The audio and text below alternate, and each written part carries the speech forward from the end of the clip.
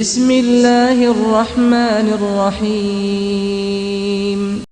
اسلامی معلومات حاصل کرنے کے لیے ہمارے یوٹیوب چینل کو سبسکرائب کریں اور بیل آئیکن کو ضرور دبائیں تاکہ آپ کو ہر نئی ویڈیو کی اطلاع فوراً ملے۔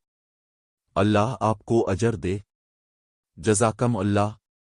آج کا مضمون ہے قسط اول، حضرت جبرائیل علیہ السلام کا تعارف اور پیدائش۔ حضرت جبرائیل علیہ السلام کون ہے؟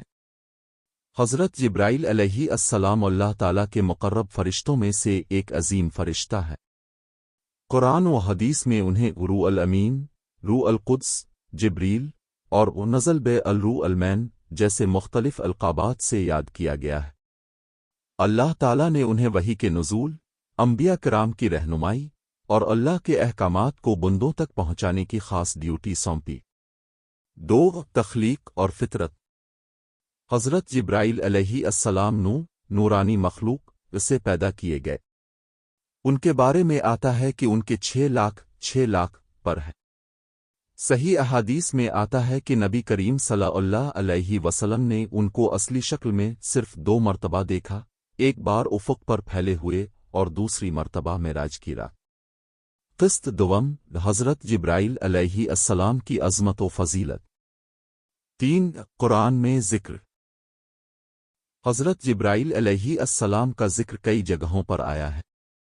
نزل ابن الراوحہ المنیا، سورہ الشعراء 193۔ قال من وین ادا اول نجنبن لفن ویا نزولیا ویل قلبنوے، سورہ البقرہ 97۔ ان آیات سے یہ واضح ہوتا ہے کہ حضرت جبرائیل علیہ السلام کی شان بہت بلند ہے اور وہ نبی کریم صلی اللہ علیہ وسلم پر وحی لاتے تھے۔ 4 روح الامین کیوں؟ روح الامین کا مطلب ہے امانت دار روح۔ حضرت جبرائیل علیہ السلام کبھی بھی اللہ کے پیغام میں کوئی کمی یا زیادتی نہیں کرتے اور نہ ہی اس میں تحریف ممکن ہے۔ قسط سوم، حضرت جبرائیل علیہ السلام اور نبیوں سے تعلق۔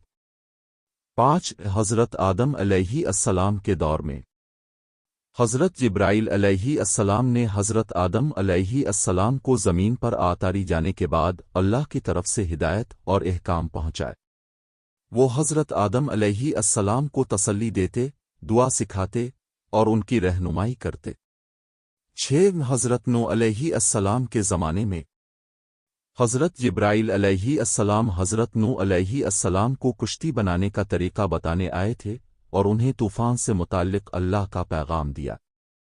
7 حضرت ابراہیم علیہ السلام سے ملاقات۔ حضرت جبرائیل علیہ السلام کا حضرت ابراہیم علیہ السلام سے تعلق بھی خاص رہا۔ جب حضرت ابراہیم علیہ السلام کو آگ میں ڈالا گیا تب حضرت جبرائیل علیہ السلام اللہ کے حکم سے آئے اور پوچھا، کیا آپ کو کوئی مدد چاہیے؟ حضرت ابراہیم علیہ السلام نے کہا، مجھے آپ کی نہیں بلکہ میرے رب کی مدد کافی ہے۔ قسط چہارم، حضرت جبرائیل علیہ السلام اور حضرت محمد۔ 8 پہلی وحی کا نزول۔ غار حرا میں نبی کریم صلی اللہ علیہ وسلم عبادت میں مشغول تھے۔ حضرت جبرائیل علیہ السلام پہلی وحی لے کر آئے۔ اقرب ناسم نوئے علیہزن خلقے، پڑھ اپنے رب کے نام سے جس نے پیدا کیا۔ نبی کریم گھبرا گئے، لیکن حضرت جبرائیل علیہ السلام نے فرمایا، اے محمد، آپ اللہ کے رسول ہیں اور میں جبرائیل ہوں۔ یہ واقعہ نبوت کی شروعات تھی۔ 9 بدر کے میدان میں نزول۔ غزوہ بدر میں حضرت جبرائیل علیہ السلام 1000 فرشتوں کے لشکر کے ساتھ نازل ہوئے اور مسلمانوں کی مدد فرمائی۔ وہ سفید لباس میں گھوڑے پر سوار دکھائی دیے۔ قسط پنجم، حضرت جبرائیل علیہ السلام کے دیگر واقعات۔ 10 معراج کا واقعہ۔ معراج کی رات حضرت جبرائیل علیہ السلام ہی نبی کریم کو بیت المقدس سے لے کر آسمانوں کی سیر کرواتے رہے۔ 7ویں آسمان پر پہنچ کر کہا، اے محمد، آگے اب خود جائیے، یہ مقام میری حدود سے باہر ہے۔ یہ مقام صدر علمنتاؤ تھا جہاں جبرائیل بھی نہیں جا سکتے۔ قسط ششم، حضرت جبرائیل علیہ السلام اور قیامت کا دن۔ 11 قیامت کے دن کی ذمہ داریاں۔ حضرت جبرائیل علیہ السلام قیامت کے دن کی بڑی ذمہ داریاں ادا کریں گے۔ جب اللہ تعالیٰ کا حکم ہوگا تو سور پکارنے کا آلہ حضرت اسرافیل پھونکیں گے، لیکن جبرائیل علیہ السلام اللہ کے احکام کو پھیلانے میں کردار ادا کریں گے۔ حدیث شریف میں آیا ہے کہ اللہ تعالیٰ 4 بڑے فرشتوں کو ایک قطار میں کھڑا کرے گا: جبرائیل، میکائیل، اسرافیل اور ملک الموت۔ پھر پوچھے گا، کون باقی رہ گیا؟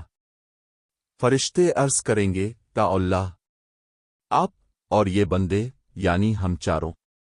پھر اللہ تعالیٰ فرمائے گا، موت آ جائے جبرائیل پر بھی، اور سب کو موت آ جائے گی۔ قسط ہفتم حضرت جبرائیل علیہ السلام اور انبیاء پر ان کی خدمات۔ 12 حضرت موسیٰ علیہ السلام کے ساتھ۔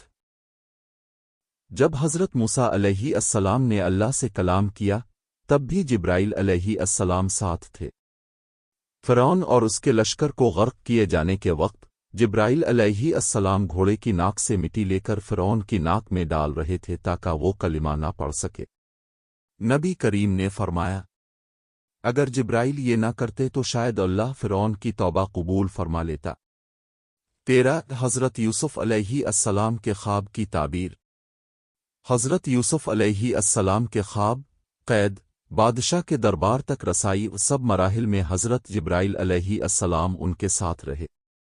قسط ہشتم جبرائیل علیہ السلام کے اخلاق و صفات۔ 14 عاجزی و انکساری۔ حضرت جبرائیل علیہ السلام لاکھوں پروں، بے شمار قوت اور مقام رکھنے کے باوجود اللہ تعالیٰ کے حکم کے بغیر ایک پل بھی حرکت نہیں کرتے۔ وہ ہر وقت تسبیح و عبادت میں مشغول رہتے ہیں۔ 15 علم کا خزانہ۔ حضرت جبرائیل علیہ السلام کو علوم کا خزانہ کہا جا سکتا ہے، کیونکہ اللہ کا ہر حکم، ہر آسمانی کتاب، تورات، زبور، انجیل، قرآن، انہوں نے انبیاء تک پہنچا۔ قسط نہم جبرائیل علیہ السلام اور نبی کریم کی دوستی۔ 16 بار بار آمد۔ نبی کریم صلی اللہ علیہ وسلم کے پاس حضرت جبرائیل علیہ السلام اکثر آیا کرتے تھے۔ آپ فرماتے تھے، جبرائیل مجھ سے اس طرح ملا کرتے تھے جیسے استاد شاگرد سے۔ 17 رمضان میں ملاقات۔ رمضان المبارک میں ہر رات حضرت جبرائیل علیہ السلام آتے اور نبی کریم کو قرآن سناتے۔ آخری رمضان میں، جب نبی کریم کی وفات قریب تھی، اس سال جبرائیل علیہ السلام 2 بار آئے۔ قسط دہم ایک ایمان افروز واقعہ۔ 18 جبرائیل علیہ السلام کا صحابہ کے درمیان آنا۔ ایک دن ایک اجنبی شخص آیا۔ اس کے بال کالے، کپڑے سفید، اور نہ اس پر سفر کے آثار۔ وہ آیا، نبی کریم کے قریب بیٹھا، گھٹنے گھٹنوں سے ملا دیے، اور سوالات پوچھنے لگا۔ ایمان کیا ہے؟ اسلام کیا ہے؟ احسان کیا ہے؟ جانے کے بعد نبی کریم نے فرمایا، یہ جبرائیل تھے، تمہیں تمہارا دین سکھانے آئے تھے۔ صحیح مسلم۔ قسط 11 حضرت جبرائیل علیہ السلام کی زیارت کے نتائج۔ 19 جبرائیل کو دیکھنے کی فضیلت۔ نبی کریم نے فرمایا، جس نے حضرت جبرائیل کو خواب میں دیکھا، اس نے حق دیکھا۔ یہ خواب میں زیارت کی فضیلت ہے جو اولیاء اللہ کو حاصل ہوتی ہے۔ قسط 12 حضرت جبرائیل علیہ السلام کے بارے میں مشہور اقوال۔ 20 امام ابن تیمیہ رحمہ اللہ فرماتے ہیں، جبرائیل علیہ السلام تمام فرشتوں میں سب سے بلند مرتبہ رکھتے ہیں، اور ان کا کام براہ راست اللہ سے وحی لینا ہے۔ 21 حضرت امام رازی رحمہ اللہ لکھتے ہیں، جبرائیل کے پروں میں اتنی قوت ہے کہ پوری زمین کو الٹ سکتے ہیں۔